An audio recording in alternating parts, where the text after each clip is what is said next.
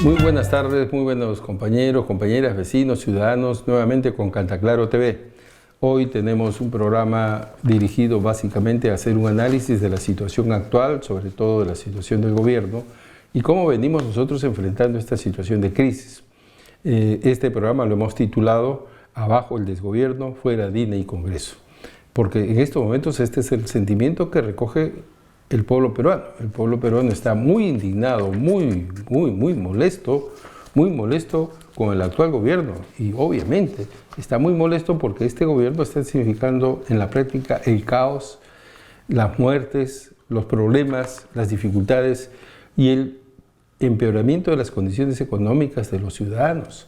Estamos entrando en una creciente crisis cada vez más galopante en el marco de una disputa de las instituciones que viene liderando este gobierno, tratando de capturar junto con su aliado el Congreso de la República todas las instituciones públicas del país.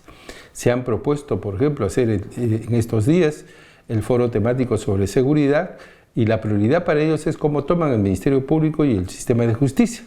Están tratando de hacer una reforma del sistema de justicia que lo que busca en la práctica es la captura de este sistema de justicia por parte de las bandas delincuenciales que están gobernando nuestro país. Esta es una situación realmente grave. Estamos en una situación de Estado fallido casi, por lo que venimos viviendo y venimos sufriendo los peruanos todos los días. Tenemos un desgobierno que genera más crisis y muerte. Frente a la persistente inseguridad ciudadana, que ya ha matado, ha cobrado muchas vidas de inocentes y sobre todo los sectores populares, los sectores más pobres, donde más se sufre este problema de inseguridad ciudadana, los transportistas, los mototaxistas, los bodegueros, los vendedores de mercado, los trabajadores ambulantes, los diversos sectores que se dedican a la actividad propia, al cuentapropismo, como le llaman algunos, han visto amenazado su trabajo producto de los diversos cupos que vienen cobrando las bandas de extorsionadores. Esto es preocupante, ha escalado a niveles incomprensibles. Están matando a choferes de vehículos en marcha, están matando a personas que se dedican al comercio, al pequeño comercio, al mediano comercio, al que tiene una pollería, al que tiene su chifa, al que tiene su peluquería, al que tiene su barbería, al que abre su pequeña bodega. Todos ellos están siendo amenazados y sobre los cuales el gobierno no se hace responsable. Entonces, personas con ingresos precarios ven peligrar sus vidas, y por lo tanto también les afecta su derecho al trabajo, su derecho a tener un ingreso, una remuneración que les pueda permitir sobrevivir en un país donde nosotros estamos sobreviviendo. No estamos teniendo calidad de vida. Está afectando no solamente el problema de la vida, que ya es bastante, el trabajo, sino que además la salud mental de los ciudadanos. Tenemos un creciente problema de desarrollo del trauma en nuestra sociedad, del miedo en el cual existe en nuestra sociedad y puede llevar a situaciones totalmente peligrosas e inauditas. Estamos escuchando en estos días, por ejemplo, ya la existencia de grupos paramilitares, de organización de los ciudadanos para buscar enfrentar, por ejemplo, a venezolanos de distintos sectores. Podemos estar entrando en una situación sangrienta en nuestro país, sangrienta en nuestra ciudad, lo cual es particularmente grave y que necesitamos tener respuestas.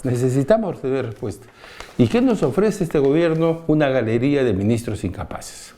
Una galería de ministros incapaces que no saben enfrentar los problemas, que no solamente son personas de dudosa credibilidad y sobre todo con graves signos de corrupción en términos del manejo de la administración de la cosa pública.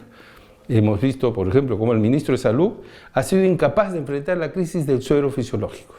Han habido ya 5 muertes, no se ha encontrado rápidamente una alerta sanitaria frente a esta situación, se ha permitido incluso el ministro cerrar el Medifarma y toda la producción de suero fisiológico sin tener ninguna alternativa y dejar en desabastecimiento todos los centros y puestos de salud sin tener suero fisiológico, y que ahora estamos con las justas tratando de enfrentar esa crisis, una crisis generada por incompetencia del ministro. Tenemos que este ministro no ha tenido la capacidad de exigirle, por ejemplo, a la Clínica Sana, mejorar sus niveles de supervisión y control de los actos médicos que se practican en su interior. La Clínica Sana ha tenido la gran mayoría de los casos en el uso del suero fisiológico y no ha podido determinar a tiempo el que estaban estos sueros contaminados, a pesar de que sus pacientes tenían los síntomas frente a esto.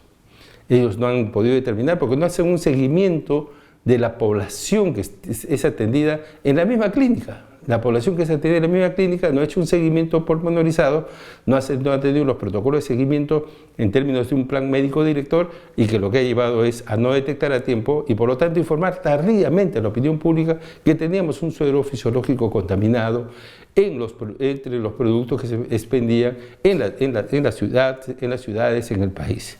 Y no contento con su incapacidad, la incapacidad frente a enfrentar este tipo de problemas nos está generando otro problema. Si tenemos a la mano una carta del Banco Mundial, que nos ha sido entregada, una carta del Banco Mundial dirigida al ministro de Salud. ¿Y qué dice esta carta del Banco Mundial? Que cierra el proyecto por $88 millones que tenía comprometido el Banco Mundial al Ministerio de Salud para fortalecer el sistema de vigilancia epidemiológica a nivel nacional en los 20 y tantas regiones. ¿Qué ha pasado? Incapacidad de gasto del proyecto, deseo de manipular políticamente el proyecto, hechos que han molestado al Banco Mundial, porque no hay ningún perfil profesional, competente, nada en términos de la gestión de este proyecto, y lo que ha ocasionado es que el Banco Mundial retire el apoyo de los $88 millones y por lo tanto retrase la construcción del sistema de vigilancia epidemiológica en el país. Esto es una grave irresponsabilidad que tiene nuestro ministro de Salud, que debería estar en la cuenta para la interpelación, que debería estar en la cuenta para su censura. No es posible que Dina Boluarte privilegie su pacto con APP en contra del pueblo peruano, en contra de las necesidades del pueblo y exponiendo al pueblo peruano, por ejemplo, a los brotes epidémicos, porque no tenemos un sistema adecuado de vigilancia epidemiológica, a los brotes epidémicos y a las respuestas tardías frente a esos problemas, como hemos visto en el caso del suero fisiológico y como estamos viendo frente a los casos de dengue y otros problemas que están alertando también al país producto de este verano caliente que hemos tenido y que ha hecho obviamente el crecimiento importante del dengue en todo el país. Que no tengamos sistemas rápidos y oportunos para vigilar las epidemias es una irresponsabilidad del gobierno que nos deja desprotegidos a todos los peruanos y haber en la práctica perdido financiamiento como en los $88 millones del Banco Mundial producto de esta irresponsabilidad. Tenemos además, para sumar a estas ineptitudes, lo hecho por la ministra de Inclusión Social. Hemos tenido cientos de casos de intoxicados producto de lo malo que están organizado la distribución de los alimentos en el país. Conservas malogradas, se llamaban Cualihuarmi, ahora se llaman Huasi Micuna. ¿Qué ha cambiado? El nombre. No cambió en nada la gestión, la administración de estos programas. Y lo que hemos tenido, más niños contaminados. Y contaminados justo en el preciso instante donde no hay suero fisiológico. Y que la respuesta frente a la intoxicación, la deshidratación que produce estos niveles de contaminación, porque afecta obviamente la nutrición y la hidratación, es el suero fisiológico. Y entonces no teníamos tampoco suero fisiológico. Esa es la paradoja de la exposición al alto riesgo que nos deja este gobierno. Y lamentablemente por producto de su incapacidad. Entonces tenemos el ministro de Salud incapaz y tenemos la ministra que genera niños contaminados por mala alimentación, intoxicados, deshidratados y que no pueden ser tratados rápida y oportunamente con las precauciones que deberían tener, producto que tenemos la crisis del suero fisiológico. Entonces todo esto obviamente hablan pues, de un problema grave en el gobierno, un problema complejo en el gobierno, de sumar incapacidades. A esto súmenle pues al del ministro de Educación, súmenlo al del ministro de Trabajo, súmenlo al del ministro de Justicia. Tenemos un gobierno obviamente de incapaces. Es importante, por lo tanto, saber que justamente este Ministerio de Inclusión Social, todos lo conocemos, era el ministerio de Dina Boluarte. Ella entró el 28 de julio de 2021, juramentó como ministra de Inclusión Social. Ella estuvo muy metida en este ministerio, tanto es así que heredó el ministro de Inclusión Social a su viceministro Julio de Inbardine. Y este señor luego ha dejado el Ministerio de Inclusión Social y se lo ha dado a la señora Leslie Urtuaga. ¿Quién es Leslie Urtuaga? ¿Cuál es el mérito principal? Parece ser la novia de Morgan Quero, haber sido la pareja de Morgan Quero. Eso parece ser la forma como se distribuye el poder en el país. Es la forma como se está organizando el poder de parte de estos sectores. Y están en las manos de estos señores. Está en la vida de los ciudadanos, está en la vida de millones de niños escolares. En la mano de estos señores, acuérdense ustedes, que en este ministerio hemos encontrado graves indicios de corrupción y uno de los principales organizadores de esto, que era el que dirigía el programa Coliforme, ¿quién era? Freddy Hinojosa, el vocero presidencial de la señora Dina Boluarte. ¿Y qué hemos tenido en medio? La muerte de uno de los proveedores que ya se ha certificado que efectivamente fue asesinado. Fue asesinado, entonces estamos frente a graves casos de corrupción que incluso tiene vendetas. Han habido asesinatos en estos graves casos de corrupción y acá nos quieren vender como que todo va normal y que bueno, ahora nuevamente van a hacer otro cambio, van a hacer otra transformación en el Ministerio de Inclusión Social. Están poniendo en riesgo la vida de millones de niños, están poniendo en riesgo la vida de miles de peruanos y a estos señores no les interesa. Y para sumar ineptitudes, tenemos un informe de la Contraloría General de la República. Este es el informe que también nos han hecho llegar. Un informe de la Contraloría General de la República acerca de cómo andan estos programas a nivel de los territorios. Y este es un informe hecho por el órgano de control en el distrito de Comas. En el distrito de Comas viene sucediendo un hecho muy importante. Hace 3 meses que los pacientes con tuberculosis no reciben el suplemento alimentario, los alimentos complementarios para sus tratamientos. Hace 4 meses que no lo reciben. Estas personas que obviamente se requieren este complemento alimentario. ¿Por qué? Porque el complemento alimentario les ayuda primero a sostenerse ellos con los alimentos adecuados, con los suficientes nutrientes, pero además sostener a sus familias que están en riesgo de contagiarse de tuberculosis. Sostener a sus familias, porque generalmente hay alguien se contagia de tuberculosis y puede terminar contagiando a toda la familia. Entonces, le tienen, por lo tanto, que recibir un programa de alimentos que sea muy rico en proteínas. Este programa de alimentos consiste en recibir arroz pilado superior, quinoa grado 1, maíz canchero, aceite vegetal, filete de caballa, menestra, azúcar rubia y papa seca con el objetivo de acompañar el tratamiento farmacológico. ¿Qué ha pasado? No les están dando estos alimentos. ¿Qué riesgo puede tener la adherencia al tratamiento? Puede hacer que los tratamientos fracasen. Y si los tratamientos fracasan de las personas con tuberculosis sensible, puede llevar a tuberculosis resistente y puede llevar a tuberculosis extremadamente resistente, porque no se les está dando los alimentos que requieren para poder acompañar el tratamiento farmacológico. Esa es la situación que están viviendo los cientos de pacientes de tuberculosis en Comas. 4 meses. ¿Quiénes son los responsables de esto? La municipalidad.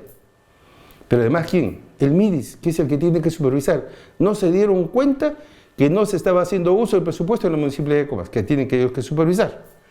3, el Ministerio de Salud, que tiene que ver que sus pacientes que están recibiendo los tratamientos farmacológicos estén debidamente alimentados. Y tampoco advirtieron el tema. Ha tenido que intervenir la Contraloría para sacar el problema a la luz. ¿Qué ha pasado? No han comprado los alimentos. No han comprado los alimentos. Pero es más, cuando han hecho análisis del presupuesto para la compra de alimentos, solamente han programado 10 meses. El 2025 y 10 meses del 2026. ¿Y cuántos meses tiene el año? 12. ¿Qué pasa los otros 2 meses? ¿No se van a alimentar a estos pacientes con tuberculosis? Esa es la grave irresponsabilidad como se maneja en nuestro país y tenemos evidencias muy concretas. O sea, no estamos dando discursos sobre el tema, evidencias muy concretas de que estos hechos están ocurriendo y así como en Comas, no tenemos todavía informes de Contraloría de otros distritos, pero es la irresponsabilidad como se maneja. No se monitorea los programas por parte del MIDE ni del MINSA. No se monitorea y se dejan, obviamente, en gran exposición a los pacientes que están en esta situación.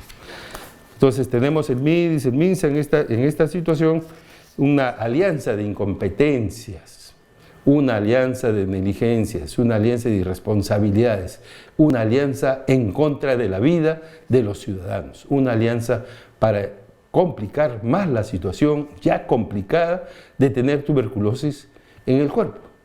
Complicar más por no darle las ayudas. Estas personas que tienen tuberculosis no tienen tuberculosis producto de un hecho natural, no tienen tuberculosis porque no han sido bien alimentadas, tienen tuberculosis que viven en situaciones de hacinamiento, tienen tuberculosis porque se les han vulnerado una serie de derechos que ha dado como resultado que tengan tuberculosis y cuando la tienen no las tratan adecuadamente. Y no las tratan adecuadamente y las dejan más expuestas, como es el caso que estamos viendo, que es el caso que necesitamos superar.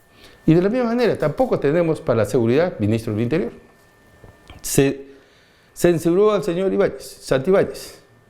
Salió el señor Santibáñez, se nombró a Julio Díaz Zulueta. ¿Alguien lo ha visto al ministro hacer algo? ¿Alguien lo ha visto al ministro movilizarse, de estar activo en la lucha contra la delincuencia? El ministro está refugiado. ¿Por qué? Porque tiene una serie de anticuchos, una serie de problemas, una serie de denuncias que no le permite salir con la tranquilidad que debería salir un ministro para atender este tipo de problemas. ¿Por qué? Porque estamos nombrando ministros con problemas, con dificultades legales, que están enfrentando problemas con la justicia. Estamos nombrándolos de ministro y lo que se dedican simplemente es a resolver sus problemas. No tenemos grandes medidas. Este señor lo único que nos ha ofrecido es seguir declarando un estado de emergencia, sacar las Fuerzas Armadas, y obviamente esas estrategias no tienen ningún funcionamiento y tenemos los problemas de recrudecimiento de la violencia en la ciudad, producto de esta irresponsabilidad. La situación en la ciudad es de extrema violencia. Se vienen produciendo actos de protesta espontánea por parte de los ciudadanos frente a esta situación. Y todos miramos hacia Dina, todos miramos hacia Dina. Dina la frívola, Dina la más preocupada en su estética, Dina que no colabora con la justicia por su irresponsabilidad de haber dejado el gobierno. Todos miramos hacia ella. ¿Cuándo se va? ¿Cuándo se va? Esa es nuestra pregunta. ¿Cuándo se va por fin? ¿Cuándo se acaba esta situación caótica que estamos viendo? Sin embargo, tenemos, y creo que es importante destacar esto, el pueblo está resistiendo. El pueblo no está pasivo.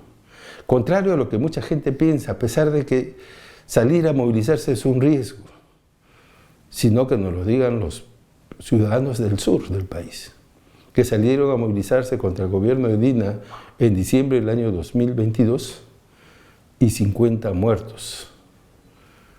A pesar de todo eso, el pueblo sigue resistiendo. Ha habido una gran demostración de lo que el pueblo puede conseguir si se moviliza.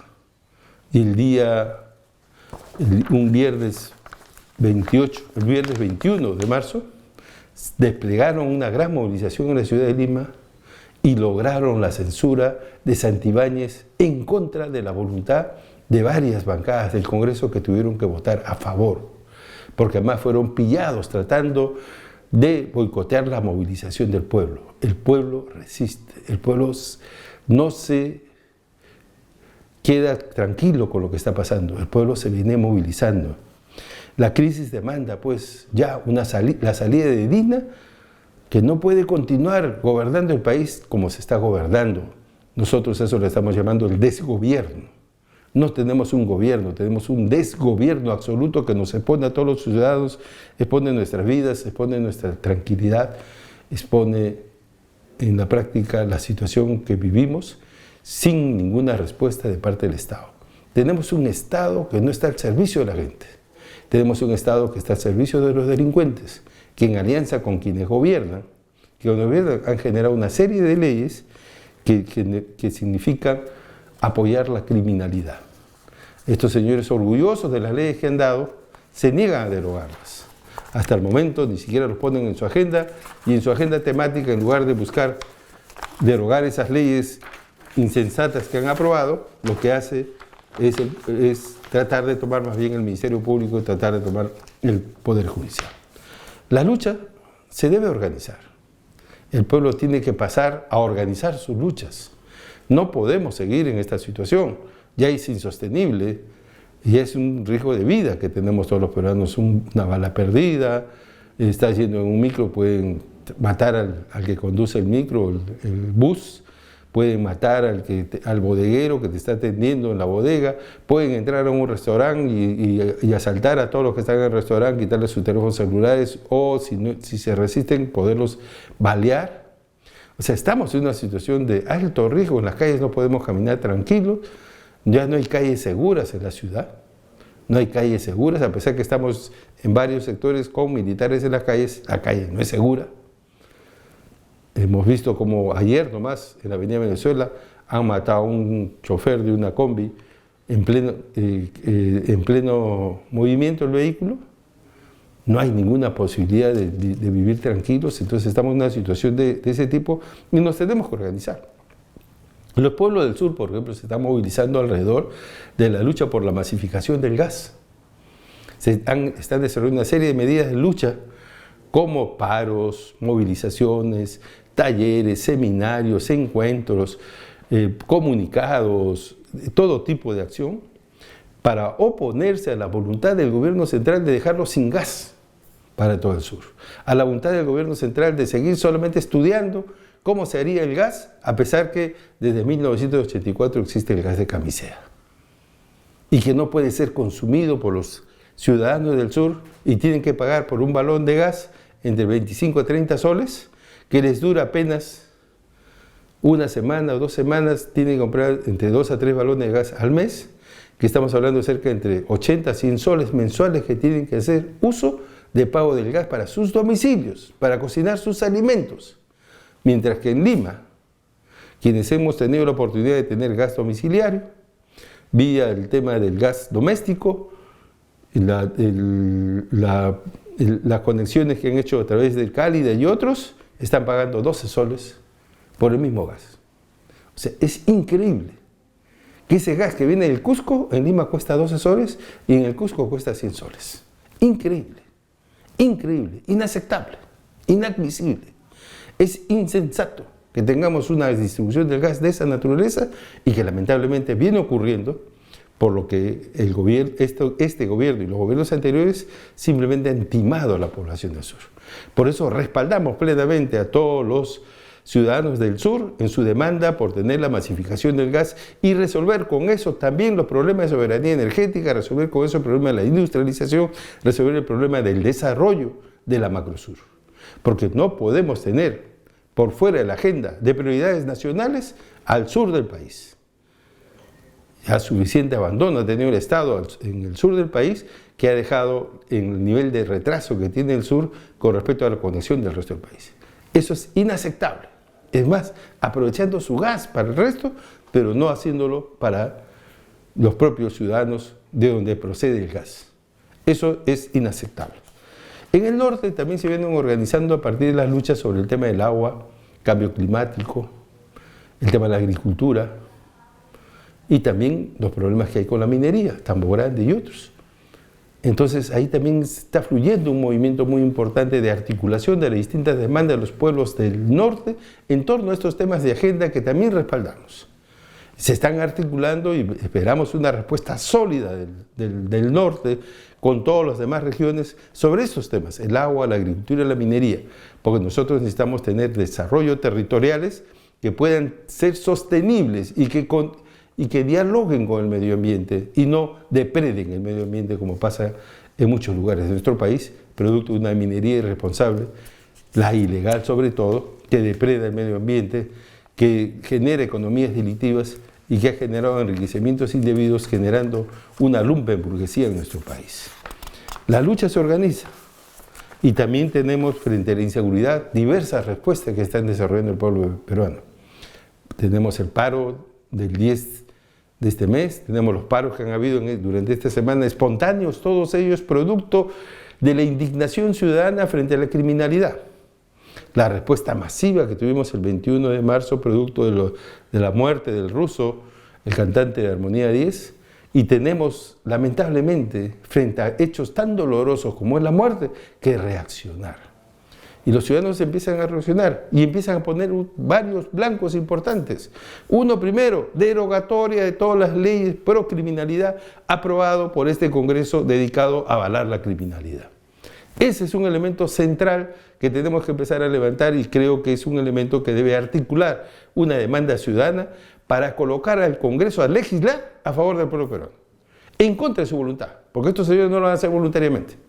¿Ustedes creen que Keiko Fujimori va a hacer voluntariamente que derogue la ley de colaboración eficaz? No, ese es su elemento principal para su defensa en los procesos judiciales.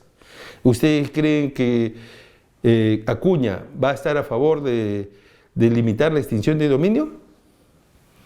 O sea, de favorecer la extinción de dominio para poder incautar los bienes mal habidos? No, porque gran parte de sus bienes son mal habidos. Entonces no le interesa una ley que incaute esos bienes. Por eso quieren mantener o reducir la eficacia de la extinción de dominio. ¿O ustedes creen que ellos están interesados que los fiscales investiguen y por lo tanto van a retomar que los fiscales se encarguen de la investigación y la policía actúe subordinadamente. No, ellos quieren darle un rol importante a la policía. ¿Por qué? Porque la policía depende del Ministerio del Interior y el Ministerio del Interior depende del gobierno y el gobierno y sus congresistas están implicados en un montón de casos judiciales que son materia de investigación. Quieren que lo investigue su policía para que los libere su policía y no la fiscalía. Esas son las magnitudes de las leyes que han aprobado en este Congreso. Ese es el problema que tenemos que enfrentar. Y ahí están coludidos principalmente los de Perú Libre, porque ellos son los responsables de la Comisión de Justicia, y la Comisión de Justicia es la que ha avalado todas estas leyes. Ahí se han promovido los proyectos de ley. Hay un señor que se llama Américo Gonza, que es el principal productor de esas reglas de juego a favor de la criminalidad. Una persona coludida con los criminales, con los delincuentes, que está haciendo todo esto para proteger ¿a quién? A Vladimir Cerrón. Y ahora Vladimir Cerrón es el inocente, libre de toda responsabilidad, no asume ninguna responsabilidad y probable candidato a la presidencia de la República. Esa es la situación a la que nos quieren llevar. Que compitan Vladimir Cerrón con Keiko Fujimori y la presidencia de la República. ¿Qué les parece? Esos señores, esa señora, tienen condiciones para ser presidente de la República si son aliados de los criminales. Eso es lo que estamos, a esa situación nos están llevando, y también tenemos que saludar la lucha de los estudiantes de la Universidad Agraria, que están poniendo en la agenda universitaria como un tema importante para el país, y nos están demostrando cómo esta estructura criminal que se ha construido al lado de la educación está descuidando la educación de los estudiantes de las universidades públicas, e incluso permitiendo al interior de las ciudades universitarias, como es el caso de la Agraria, que les roben dentro de la ciudad universitaria. O sea, es inaceptable que tengamos reglas, tenemos que apostar por nuevas reglas para el país. Con las reglas actuales nos están hundiendo. Esta Constitución no nos ha favorecido en nada. Da a veces hasta risa cuando alguien dice, gracias a la Constitución Política de 1973 estamos como estamos. ¿Cómo estamos? ¿Cómo estamos? Estamos muy bien, ¿no es cierto? ¿Por qué nos quejamos? No, señores, estamos cada vez con más desigualdad, más desprotección, más delincuencia, más atraso, menos trabajo, menos dignidad, menos posibilidades de desarrollo, con una educación vacía, sin industrias, sin empleo, un país a la deriva. Eso es lo que ha originado esta Constitución del 93, que tenemos que cambiar de plano, y sobre todo, y principalmente, la forma como se distribuye el poder político y cómo se organiza la economía. Entonces, eso es importante, por eso cae de Maduro la necesidad de una nueva Constitución, un nuevo pacto social en nuestro país, y por eso que tenemos que lograr una unidad entre las fuerzas que quieren cambiar el país. Pero no unidad solamente electoral, sino unidad en la acción. Enfrentar de manera conjunta los problemas que viene enfrentando ahora el pueblo peruano. La inseguridad, el gas, el empleo, la salud, la educación, la industria. Tenemos que enfrentar desde ahora. Tenemos que encarar la solución de estos problemas. No podemos permitirnos 1 año y 4 meses y 3 meses más en esta situación. Tenemos que ver qué hacemos con estos irresponsables que han venido gobernando, Dina Boluarte, el Congreso de la República. Tenemos que encontrar una salida política creativa que nos permita sacar a estos señores, porque no es insostenible. ¿Cuántos muertos más vamos a tener hasta el 2026? ¿Cuántas personas más tienen que perder la vida? ¿Vamos a continuar en esto? Creemos que es importante ya tener una estrategia de salida de estos señores lo más pronto posible. Una estrategia de salida que nos permita expulsar a estos irresponsables del gobierno, someterlos a juicio y sancionarlos con la cárcel como se merecen. No podemos continuar con este tipo de conductas que están generando muerte y dolor en el pueblo peruano. Entonces, frente a la lógica que quiere buscar despolitizar las luchas, es importante que nosotros hagamos entender a los ciudadanos que es importante actuar en política.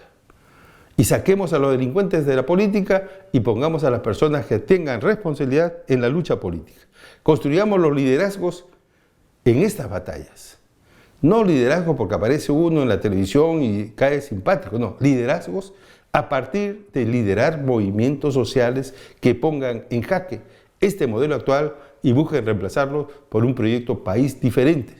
Por eso es que es importante poner en la agenda política ahora el cambio pleno del país, la derrota de todas las reglas de juego que han hecho posible que esto siga como está y hagamos un nuevo país, un nuevo Perú, una nueva nación para que todos los peruanos podamos vivir con justicia social.